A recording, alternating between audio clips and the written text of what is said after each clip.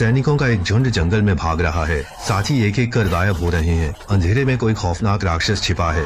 जब मर्क को होश आया तो उसने देखा कि आसपास कोई नहीं था और इससे भी बुरा, वह दलदल में धंस चुका था।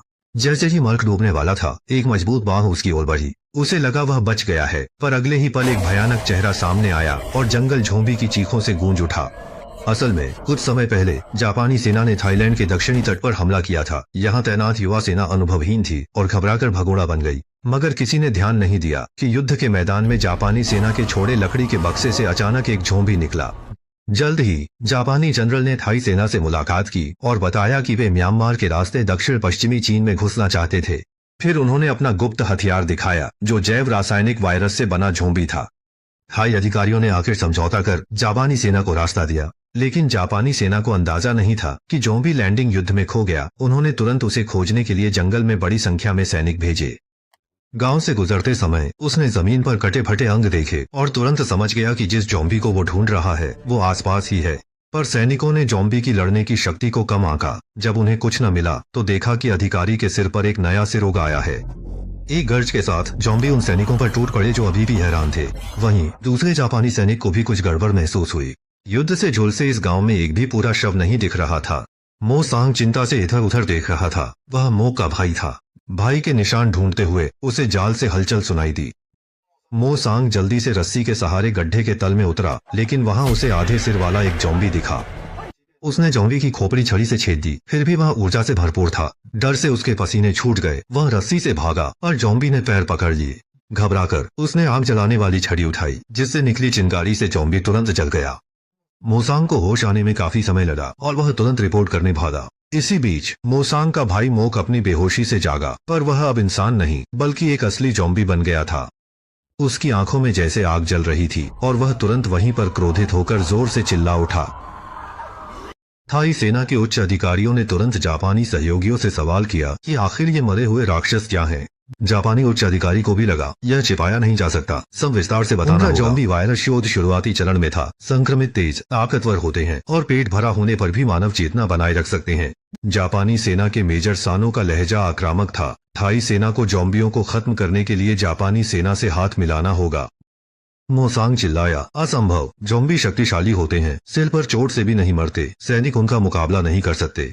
जापानी वैज्ञानिक हंसे और बोले, ज़ॉम्बियों में एक घातक कमी है, उनकी त्वचा से अजीब तरल निकलता है जो समय के साथ स्वतः जल उठता है। बस नए संक्रमितों को बढ़ने से रोकना होगा। ज़ॉम्बी खुद ही खत्म हो जाते, पर वैज्ञानिकों ने एक घातक समस्या अनदेखी की। ये ज़ॉम्बी बुद्धिमान थे। मो को याद आया कि कैसे उसने भूख में अपने गाँव वालों को खाया था। वह अब ऐसे न इंसान न भूत बनकर जीना नहीं चाहता था। उसने जमीन से पिस्तौल उठाई, दर्दनाक जिंदगी खत्म करने का सोचा। अगले ही पल उसके शरीर की सतह से बलगम रिसने लगा और शरीर का तापमान तेजी से बढ़ने लगा। जैसे ही स्वतः दहन होने वाला था, तभी पहला ज़ॉम्बी आया और मोक को कीचड़ में धकेल दिया। अपनी बुद्धिमत्ता से उसने स्वतः दहन रोकने का एक तरीका खोजा था, पूरे शरीर को कीचड़ से ढकना, ताकि अजीब तरल का रिसाव प्रभावी ढंग से रुक सके। अगली सुबह मोक ऊर्जावान होकर कीचड़ से भरी गुफा से निकला और प्रयोग के उस विषय को छोटी नदी के किनारे खड़ा देखा। तस्वीर से दांत धोते ही उसकी आंखों के सामने पत्नी की छवि आ गई। युद्ध न होता तो शायद वे खुशी से जीवन भर साथ रहते। चेरी ब्लॉसम में उसकी पत्नी बहुत सुंदर थी, पर अफसोस आज वह इस हाल में थी। परीक्षण विषय को दिल पर छुरी चल रही थी। त्वचा पर लगा कीचड़ सूख गया था, पर वह हिला नहीं। शरीर से निकलती चिंगारियों से उच्च तापमान में जलकर राख हो गया।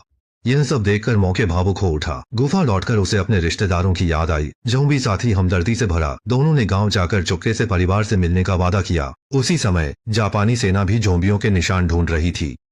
अधिकारी सानो ने खून से ज़ॉम्बियों को आकर्षित करने का जोखिम उठाया। नतीजा यह हुआ कि इतने बड़े आयोजन में जो उन्होंने किया था, उसमें सिर्फ एक ही ज़ॉम्बी फंसा। जापानी सेना के लिए प्रयोग जारी रखने को यह काफी था। शारीरिक हमले ज़ॉम्बियों पर बेअसर थे। सानो ने ज़ॉम्बी पिता को पकड़ा और भावुक पहचान के बाद अधिकारी ने ज़ॉम्बी के सामने ही पिता को फांसी दे दी। मोसांग से और देखा नहीं गया। उसने सानो को खूब कोसा, पर साथियों ने उसे मौके से हटा दिया। तभी पिंजरे से एक दहाड़ गूंजी और ज़ॉम्बी खुद ही बाहर आ गया और अपने पिता के शव को सहज रूप से खाने लगा। सानो ने जल्द ही जान लिया कि ज़ॉम्बी भूख लगने पर एक बेहोश जानवर बन जाता है।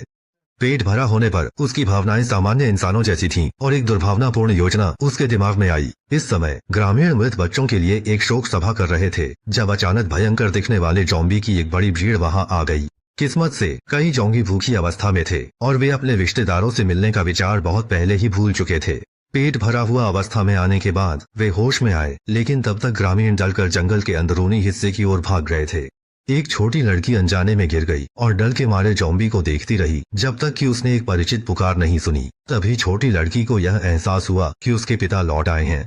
तभी जापानी सैनिक जंगल से निकले। उन्हें पता था ज़ॉम्बी परिवार को नहीं छोड़ेंगे और घर लौटेंगे, इसलिए घात लगाए बैठे थे।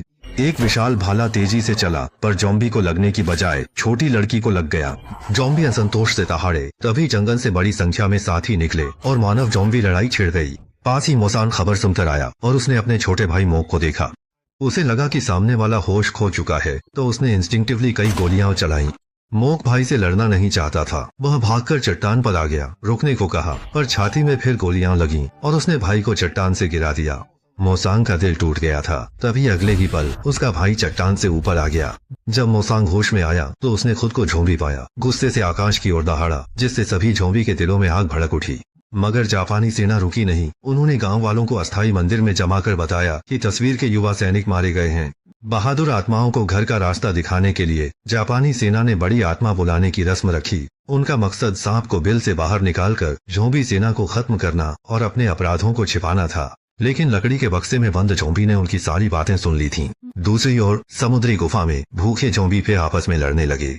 नया मोसांग सब देख रहा था। वह युद्ध में कूद पड़ा और लड़ रहे ज़ॉम्बी को अलग किया। उसने सोचा सबको एकजुट होकर जापानी सेना पर हमला करना चाहिए। तभी पकड़ा गया ज़ॉम्बी भाग निकला। जापानी सेना की योजना सुन सभी ज़ॉम्बी क्रोधित हो उठे और अपने परिवार को बचाने जंगल की ओर बढ़ चले। मोसांग समझा कि यह जापानी सेना का चाल है, वरना ज़ॉम्बी कैसे भागता। पर अब उन्हें अपनी जान की परवाह नहीं थी। जीवित परिवार ही उनकी एकमात्र चिंता थी। अंत में मोसांग के नेतृत्व में ज़ॉम्बी गुफा से बाहर निकल गए। इस समय तक जापानी सेना जंगल में अभेद्य जाल बिछा चुकी थी। ग्रामीणों को खुले क्षेत्र में धकेल दिया गया था। जैसे ही ज़ॉम्बी धीरे धीरे सामने आए, अधिकारी ने बेरहमी से गोली चलाने का आदेश दे दिया। अपने परिवार को दुखद मौत मरते देख ज़ॉम्बी आगे बढ़े और मरते हुए रिश्तेदारों को गले से लगा लिया। मोसांग क्रोधित होकर अपनी पत्नी को काटा ताकि उसका परिवार दूसरे रूप में जीवित रहे। लेकिन अगले ही पल जमीन से अचानक बाढ़ें निकली और उन्हें मजबूती से खसा लिया। यह जापानी सेना का बिछाया जाल था, पर वे ज़ॉम्बीज की शक्ति को कम आ गए। मोसांग के कमान में सभी ज़ॉम्बियों ने मिलकर बाढ़ को तोड़ दिया। गोलियों का उन पर कोई असर नहीं हुआ। कुछ ही मिनटों के अंदर जापानी सैनिकों ने दम तोड़ दिया। अधिकारी सानू ने खतरा भांपकर हथगोला फेंका और निकल गया।